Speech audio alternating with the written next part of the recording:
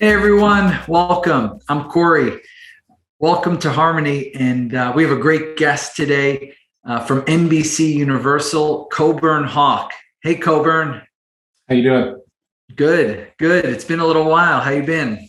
I've been good. I've been good. It's been kind of a wacky holiday, but it's been a lot of fun.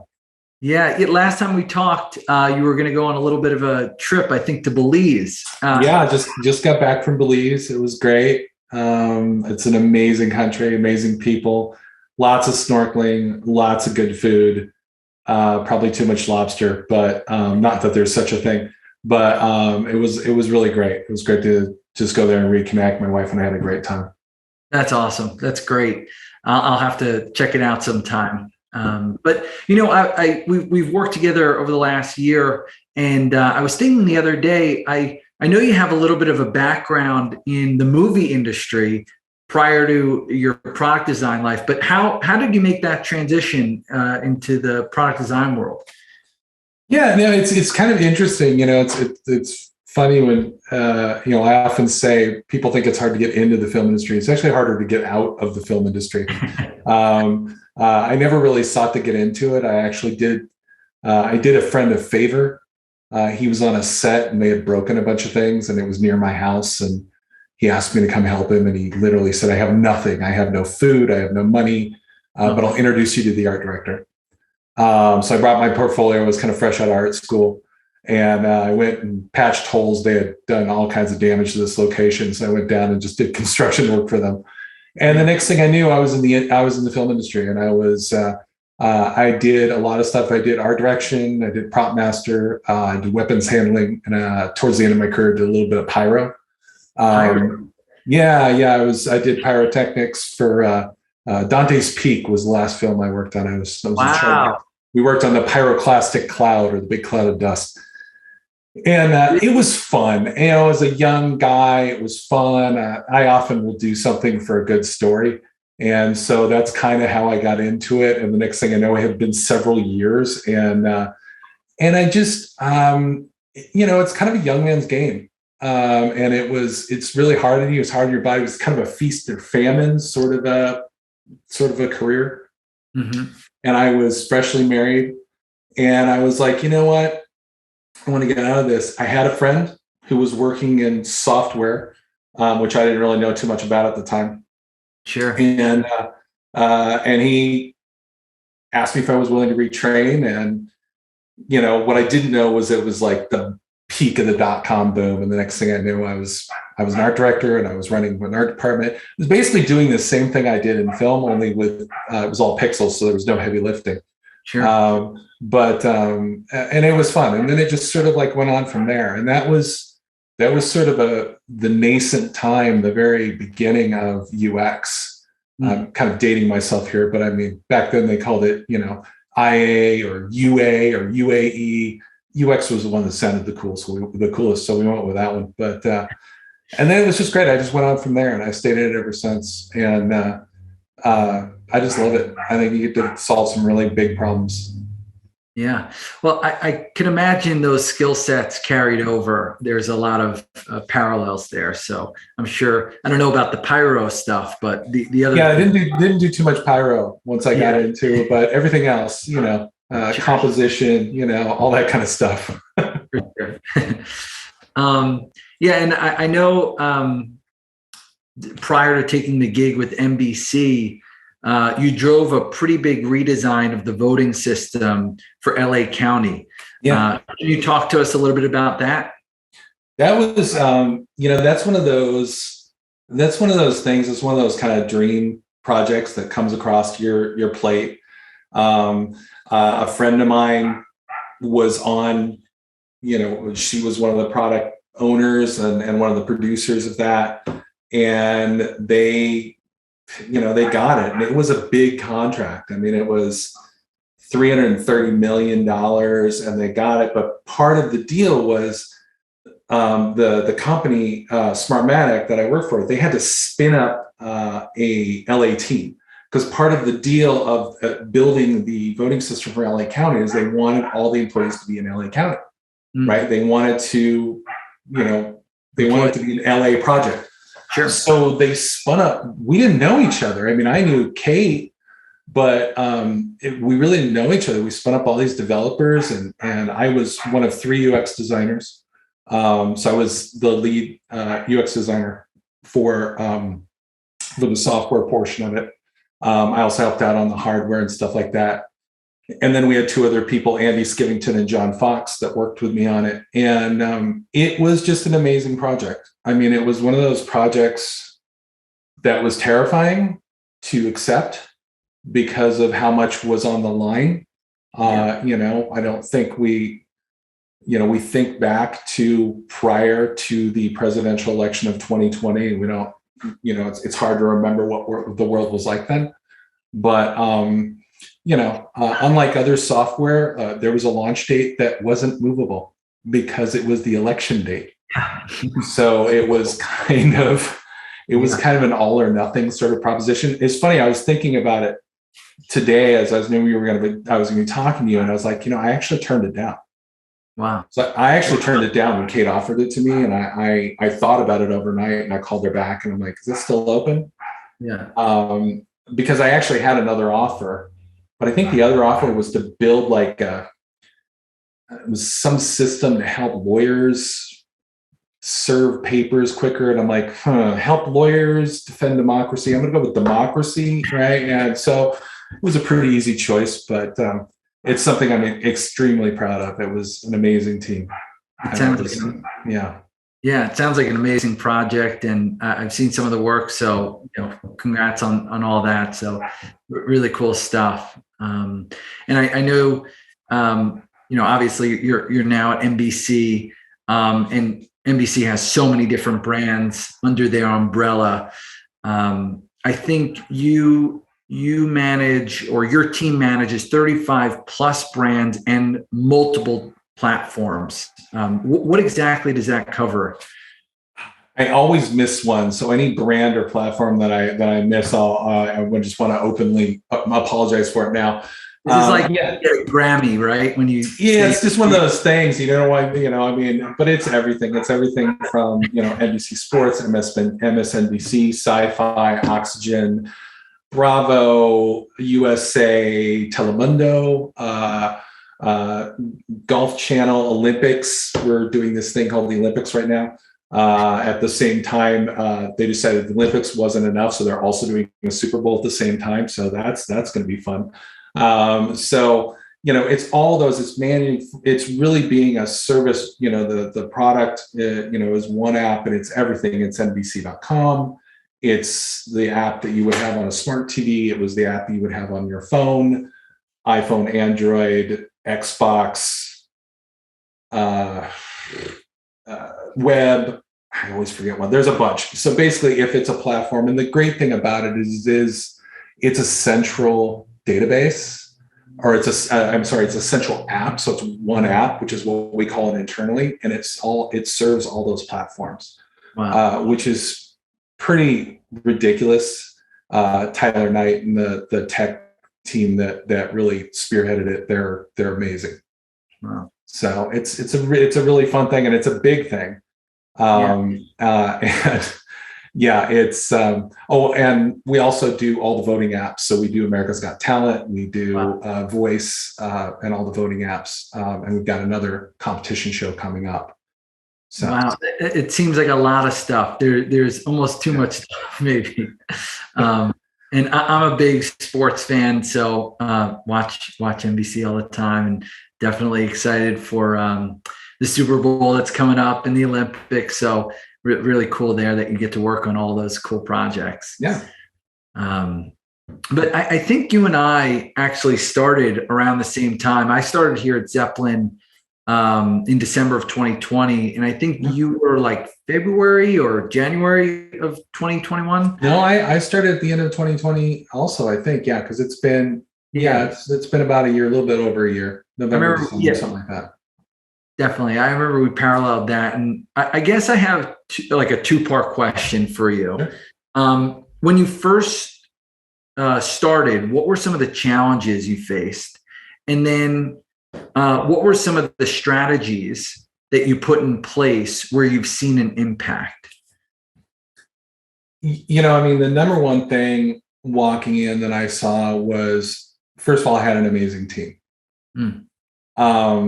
But I had an amazing team that had lost some cohesion. I had an amazing team. It had taken them several months to replace me. My predecessor had left. And so they had been kind of without leadership, without design leadership. And, I think that was the most important thing. They're such talented designers. But there was a lack of leadership. I think there was sort of just a lack of that, really not just that hands-on, to know, like, I'm interested in your career. I'm interested in who you are. I'm interested in you developing skill sets you want to develop, and making you a better designer. And just, I think that, it's kind of overstated sometimes that, like, empathy is one of the most important skill sets you would have as a designer. I actually think in this case, it was really empathy as a design leader for, like, these are people that have really been just sorting it out on their own for a while. And who can I be for them? Who can I, how can I really, and it didn't take much. They're all so insanely talented and they're all so professional that all I had to do was really just set up the structure and let them know that, look, I'm here to stay and we're going in this direction and it's worth it. And they just all stepped up and flourished. And I can probably tell I'm pretty proud of my team. Yeah. And, and at the same time was growing the team. I forget how many people I hired. Quite a few. I'm up to 10 now. I think I've got about 10 direct reports. When I started, wow. I think we had like 5, maybe a little bit more. I think 5. Wow. And so there was just a lot of, like, acknowledging great work that had been done, promoted some people that needed to be promoted, and just set up, where are you going? What's in it for you? And I think it's really important, especially in today's world, that people love what they're doing, love what they work, and know that they got, their work's got their back. Yeah. Well said, for sure. All those interpersonal pieces within work, we're all human. And, even during these times where a lot of us are working from home and we're behind these screens, it could be even tougher to connect with folks. So the fact that was such an important part of your leadership as you, took over, I think is really awesome. So, great work there. And I guess as you look ahead to this year, what's next for NBC Universal? One of the big things that I think NBC is doing, I'm really excited about everything that we're doing for this year. One of our big initiatives is really integrating sports. So we brought the NBC Sports team really into one app. And, really for me, I'm always interested for a user, look, I look beyond the fact that we're just a streaming service. Like, think about now, like how many times during the pandemic, like, a good story, something inspiring, the show I was looking forward to, the weird sci-fi show, it's usually a weird sci-fi show that I was looking forward to, right? Those are the kind of things that get you through when stuff is tough.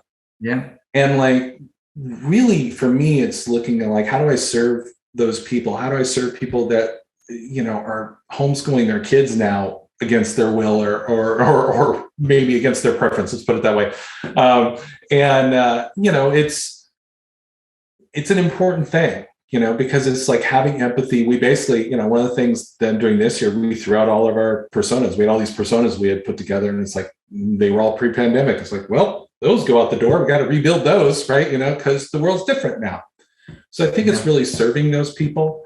It's integrating sports and entertainment, which I'm really excited about. Honestly, I don't think there's a streaming service that does it well. I think the ones that have tried it, it's kind of, it's a little choppy, right? I have not had good experience as a user. And for me, I want to see if we can really set the bar on that. How do you mix entertainment and sports? How do you honor super fans and casual fans? How do you pivot back and forth? All that kind of stuff, right? Is that like maybe in question games or, trivia during the games? Like, what does that look like? It could be a lot of those things. One of the things we run into, there's super fans. We do a lot with metrics, and we do a lot with really like, how do we do data-driven design? People tend to focus on one sport. It's not saying that people will only, but people tend to focus on one sport. So those people can be very super fans. And there are people that want everything. They want the scores, and they want the standings, and they want the schedule, and they want all that kind of stuff. But how do you serve that up in a TV 10-foot UI experience? Yeah, where it makes sense, where you're navigating with a remote. And then how do you pivot to a mobile experience, which they'd be a different set of expectations. And so it's honoring both of those. I think it's honoring that super fan, but we're not trying, we're trying to kind of really, create a more inclusive experience where you could have it all. Yeah. Where you could have that sports experience and have an entertainment experience. And, it's NBC. We have a catalog. It's pretty damn big. So it's exciting. It's big, another big challenge. I'd say you guys have a pretty big catalog. But shifting gears a little bit, just wanted to go back and talk about the LA County voting app, if that's okay. Yeah. Cool. Yeah. So I guess, like, how did you find yourself? You talked a little bit about it with your friend and stuff, but how did you find yourself in a position where you were leading the delivery of the voting app for, 10 million users? It was really kind of interesting because, my friend Kate, she was one of the product owners, and she needed like a really specific back-end guy. She basically needed like a back-end savant. Like, she needed somebody that was like so deep water that, they're almost impossible to find. And she reached out to a bunch of people on social media. Wow. And I was like, have you talked to Brian Deal? And it's weird because I said it and a friend of mine said it at the same time, because we both know him. And he really is one of these people that's just insanely smart. He's the voting system wouldn't have happened without him. He's amazing. And so we introduced them. She called me back, and he's perfect, and thank you so much, and I can't believe you all this kind of stuff. And I was like, you're not looking for any user experience designers by any chance, are you? And because I was kind of in between some things anyways. And then we came in and talked, and they only had, Andy Skivington was pretty much the only UX designer that was there. And I met him. We clicked almost immediately. And then it was just one of those things where it's like the offer was there. It's like, we'd love to have you. They knew they were understaffed. And I just jumped. Sometimes you just have to say sure. And I didn't know what I was getting into. Later things got more intense. I ended up hiring my friend John Fox, who was brilliant and helped save the day at the end. But it was really just kind of, it was a little chain of events that just created this opportunity. And, I think back on that, I think that's one of the important things. You get these opportunities, and you just kind of, sometimes you just have to say yes. A lot of things happen after yes. And I had plenty of software experience. I'd worked at a lot of different places. I'd built a lot of different big systems. I'd worked for eBay. I'd worked for PayPal. I'd worked for a whole bunch of different places, a million different startups. Yeah. So the scale was one thing, but it was really the responsibility. It was the responsibility of, like, I'm not just sending subscription boxes to people like I did at Loot Crate. Yeah. I'm like, how do we protect someone's vote? Yeah. Especially how contentious things were at that particular time. I mean, they're arguably more contentious now, but how do we do it securely? How do we do it safely? How do we make people, give people that confidence? Yeah. I get on that note a little bit. What do you think the biggest challenge was during that time? Was it securing the voting? Was it, can you talk to that? The funny thing is, a lot of it was just changing a mindset. And what I mean by that is there's, anyone that's in tech understands this. and I don't mean to talk down to anyone that's not in tech, but it's just something that's true. People that aren't in tech, they think of computers as these magic boxes that can do things, like magic and fairies come out of them. No, it's code, right? And so a lot of it was convincing, really talking to Dean Logan, the registrar of voters of LA County, who I respect so deeply. What a great guy. And was really a champion for this. But being able, he's getting the hard questions. He's the politician. He's the one getting grilled. And saying, they're going to try to steal our votes and they're going to try to change the, and to say, it doesn't work that way.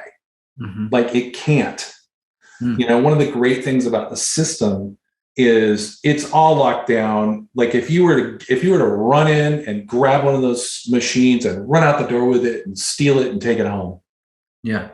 If you plugged it into the internet, first of all, you can't plug it into the internet, but if you found a way to plug it into the internet, the moment it touches the internet, it bricks itself, just immediately destroys itself. But let's say you got around that, and this is all public, there's no proprietary anything in here. There's nothing in it. There's nothing in it. It's a paper-based system. So it literally is a thermal printer and a UI that's a one-time use UI. And the moment your ballot is print out, that's the data. And those ballots, that's actually the thing that holds all the data. So you have a receipt, you have a tracking, you have all that stuff on it.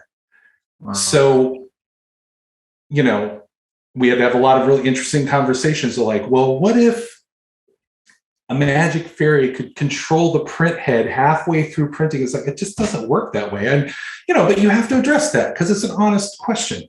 Mm. And so it was being able to be okay, I'll become a printer expert and I'll call the printer manufacturer in Italy and we'll do diagrams and we'll sit down with activists and we'll actually show them this is a secure system, and it is undoubtedly the most advanced voting system ever made of date, as of now.